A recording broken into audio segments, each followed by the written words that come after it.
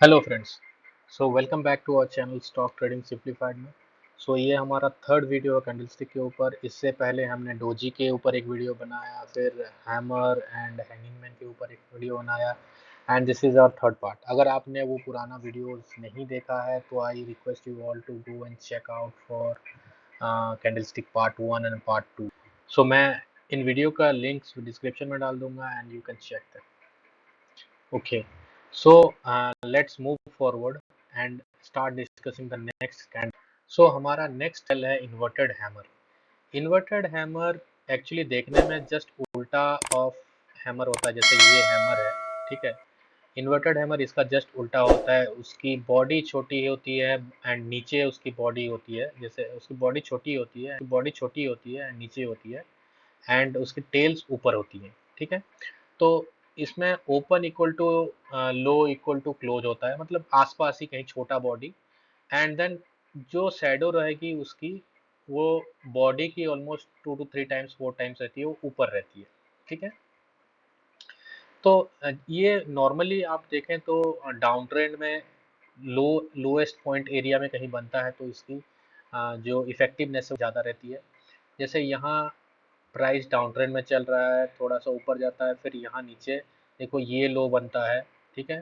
फिर ये लो बनता है, अभी ये यहाँ पे ये वाली कैंडल बनती है, this is called as inverted hammer. तो यहाँ एक बेस ऑलरेडी बन चुका है, राइट।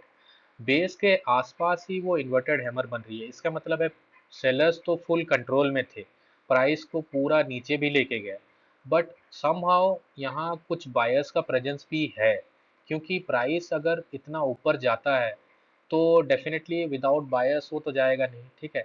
वो तो बायर्स की प्रेजेंस बताती है यहाँ पे, एंड देन समहाउ सेलर्स उसको मैनेज करती है नीचे क्लोज करने में। ओपन के आसपास ही कहीं क्लोज होता है, बट द पॉइंट इज यहाँ बायर्स की प्रेजेंस पता चलती है, ठीक है। इसके बाद हम लोग देखते हैं कि उसका नेक्स्ट वाला कैंडल एक हैमर बनता है।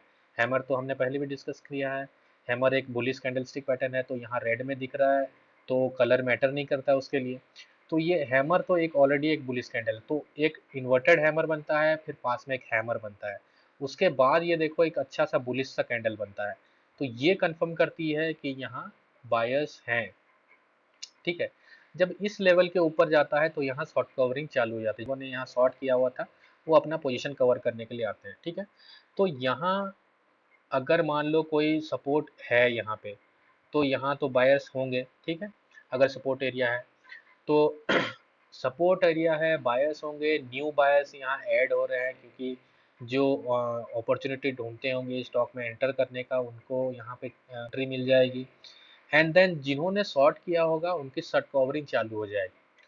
तो इन फैक्टर्स के वजह से ये प्राइस जितना ऊपर जाएगा उतनी शॉर्ट कवरिंग उतनी प्राइस ऊपर जाएगी, ठीक है। तो this is the logic behind inverted hammer. दिखने में ये जस्ट उल्टा ऑफ हैमर होता है, राइट।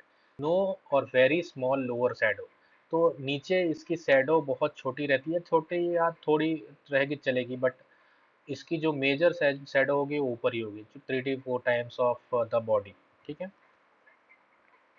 वॉल्यूम अगर प्रीवियस डे से ज़्यादा है तो बहुत अच्छा है, स्मॉल बॉडी रहेगी, अब कलर मैटर नहीं करता है, एंड देन ये मोस्ट प्रीफर्ड है अगर डाउन ट्रेंड में कहीं बनता है, तो जैसे यहाँ बन रही है, ठीक है। अब यहाँ जैसे लोगों ने प्रॉफिट बुकिंग किया, प्राइस यहाँ से रिजेक्शन हुआ, तो यहाँ एक क्या होता है, एक एरिया बन जाता है जिसको भी कॉल एज रेजिस्टेंस एरिया, क्योंकि प्राइस यहाँ से रिजेक्शन हुई है इस वाले एरिया से, ठीक है।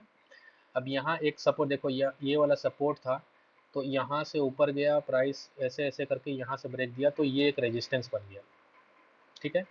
तो एक रेजिस्टेंस बन गया, तो जैसे मैंने यहाँ मार्क किया हुआ है, तो यहाँ क्या होता है जब एक सपोर्ट और रेजिस्टेंस बन जाता है तो बार बार क्या होता है, प्राइस उसको जाके रिटेस्ट करती है, और इसलिए रिटेस्ट करती है क्योंकि यहाँ कुछ पेंडिंग ऑर्डर्स पड़े हुए होते हैं। जैसे मान लो यहाँ कोई बड़ा प्लेयर कुछ मान लो शॉर्ट पोजीशन लेके बैठा हुआ है, तो उसका शॉर्ट पोजीशन जो लेने में तो बड़ा क्वांटिटी रहता है, तो वो एक बार में तो ख़त्म नहीं होगा, तो वो क्या करते हैं, शॉर्ट करते हैं तो प्राइस नीचे आ जाती है, तो वो क्या होता है कि प्राइस को फिर से वो ऊपर लेके जाते हैं, और ऊपर लेने के बाद जब उनका यहाँ पे क्वांटिटी फुलफिल हो जाती है तब वहाँ से वो एक्चुअल रैली स्टार्ट करती है, ठीक है। तो यहाँ पे जो ऑर्डर्स पेंडिंग ऑर्डर्स थे, प्लस जिन्होंने ये वाला रैली मिस कर दिया था, उनको अपॉर्चुनिटी मिलती है यहाँ पे, तो वो वेट कर रहे होंगे प्राइस कब ऊपर आए इस एरिया पे तो हम लोग फिर से शॉर्ट करें।